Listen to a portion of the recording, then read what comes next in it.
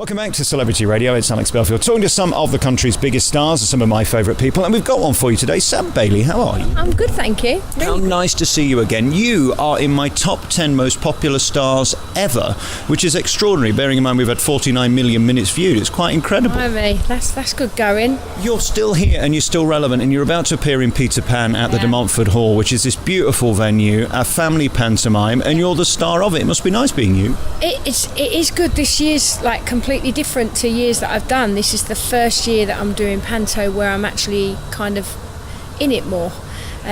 Being a fairy role is, you just come on and you've got glitter all over your face, you wave your wand, you say your lines and you go off again. And I've not really had anything. Last year I wasn't really conversational with anyone, and so I spoke to the producers and spoke to Imagine Theatre and said, is there any way that I could be in it more? And they was like, okay then. So I think people are going to get a bit of a surprise when they see exactly how much I'm in it. You're very strange, because most stars are happy to sit in their dressing room on the Twitter and Facebook. You actually want to work harder. I do. I want to be in it. I said, look, take the mickey out of me, do what you've got to do, make me the butt of everybody's jokes, I don't care. And yeah, they've gone to town.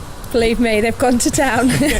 You are one of the most likeable, most talented stars I've ever met, and also most ordinary. And most people do the ordinary shtick as an act. You really are yourself, and you don't care, do you? You're just Sam Bailey. No, it's like, you turn up today and you're like, oh, we're going to film this. And I'm like, yeah, film it. You don't want to put your makeup on? No. I'm in rehearsals. Why would I want to do that? So, no, take me as I am. I guess that's liberating, because whereas everybody else is wasting all this time caring, you're just you. It doesn't matter. Yeah, it doesn't matter. We're all human beings at the end of the day. I've got my Leicester shirt on today. I'm but I'm just normal. When people say to me like, you're a celebrity, I'm like, oh, I don't feel like I'm a celebrity. I think I'm just lucky. I'm just a lucky person, and people like that. So. We've got a lot to cover in the next hour and a half. We're going to sit here talking. Let's start with the Panto. Peter Pan this year. Panto's Panto, really. We're there for big laughs. We're there for a family sort of atmosphere. What do we get with this Panto this year that we might not have had before? For a start, you've got the most amazing kids in this show. They came to rehearsals on the first day, and they first arrived and they showed everybody their dance routine. So there's two teams. And they got up and started performing, and I cried. I generally cried. I sobbed like a baby. Yeah, absolutely. And of course they give you a spectacular show as well. What's great about Panto now, it used to be sort of a bit crap in the old days. You'd sort of be a backcloth and then a few actors. Now they really put a lot of money into the production of it. Gosh, must be thrilling to be part of a big show. You've got Peter Pan this year, so what does Peter Pan do? Well, there you go. I'm saying no more. And I don't want to give too much away, but I asked if I could fly, but they said they didn't have a big enough rope. So, no, I'm joking. That was actually my joke. But I just think this year is going to be spectacular. There's lots of fun in it. It's very Mel Brooks, a little bit in the sense of slapstick and funniness. And you've got Kev Orkey and Kev Kennedy, Martin Ballard, myself, and a great cast of ensemble characters, and some great dancers and a great team. And the director's really putting us to work this week, and I've not stopped laughing because I get to my line and then I sort of get the joke and I'm like, that's really funny. And then we're adding things in, and I'm like toilet talk. I like a bit of toilet talk, so the odd Trump noise really makes me laugh. And there's scenes where I've got, can we put a Trump in there? Can we put a fart noise in?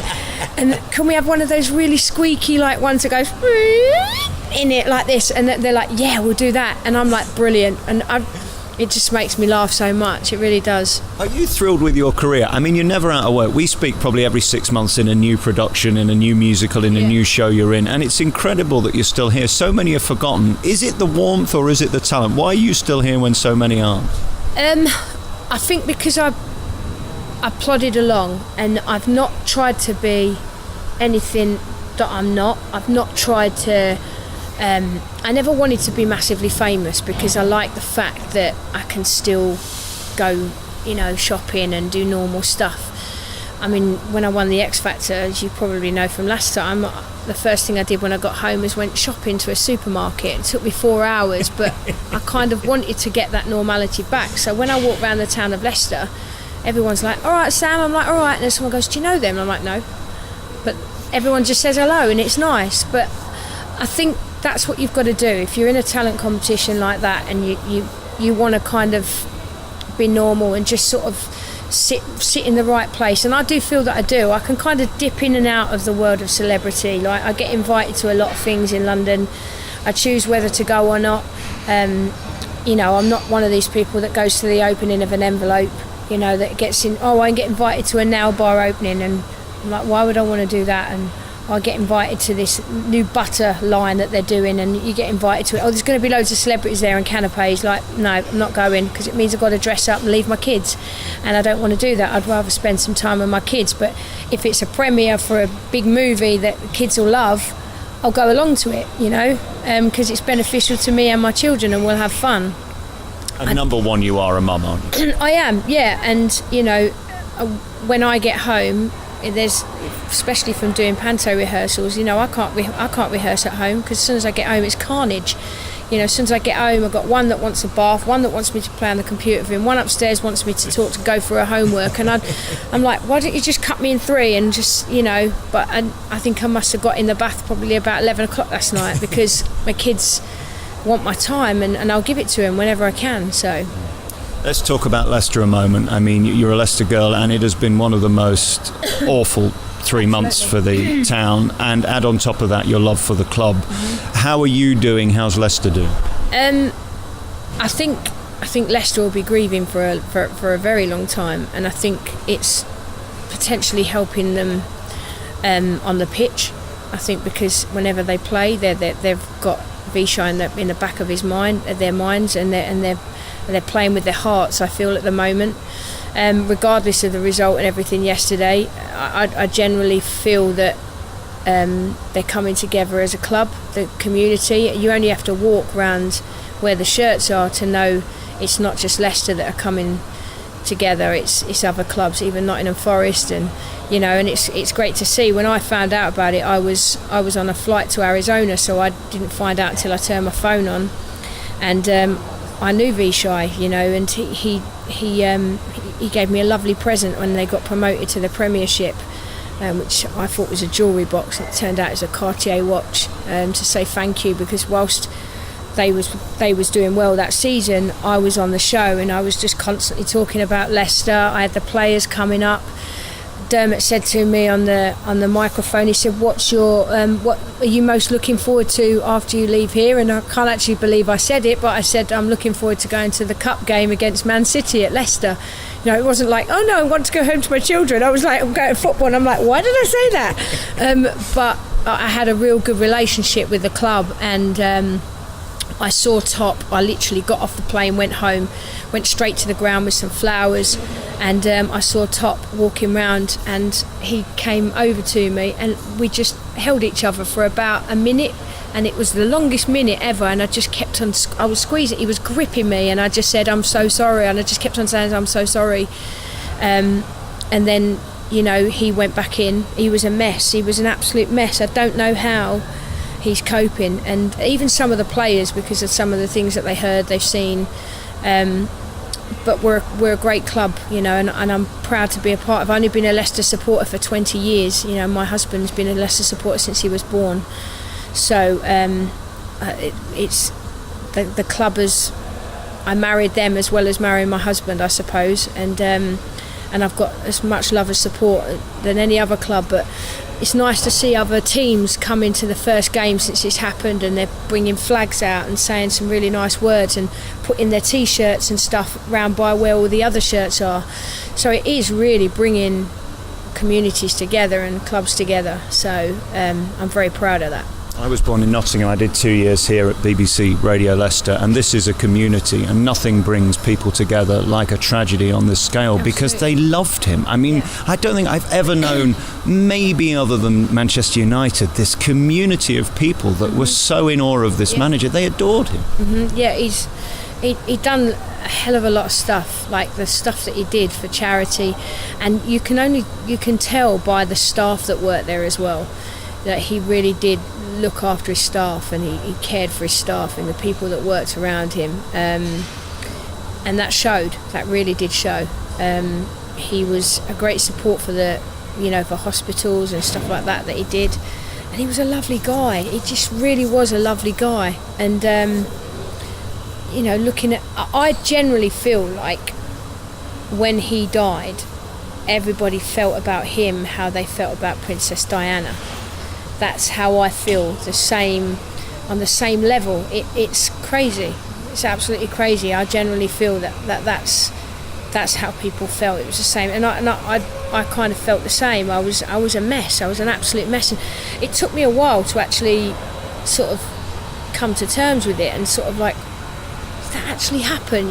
Like it happened a few years ago with Chelsea, with Matthew Harding. It was a helicopter crash, but and everybody was really gutted about that. So I was actually going out with a guy that was a Chelsea fan at the time, and he was like mortified, absolutely mortified. But for me, I think it makes it more severe with it being actually at the ground, and this is a helicopter that used to be in the middle of the pitch on every single game, and it was steered away from the crowd. My husband was at that game that it happened, so there's so many things that people can remember from that night. People may have seen the helicopter landing beforehand, and then that'd be the last.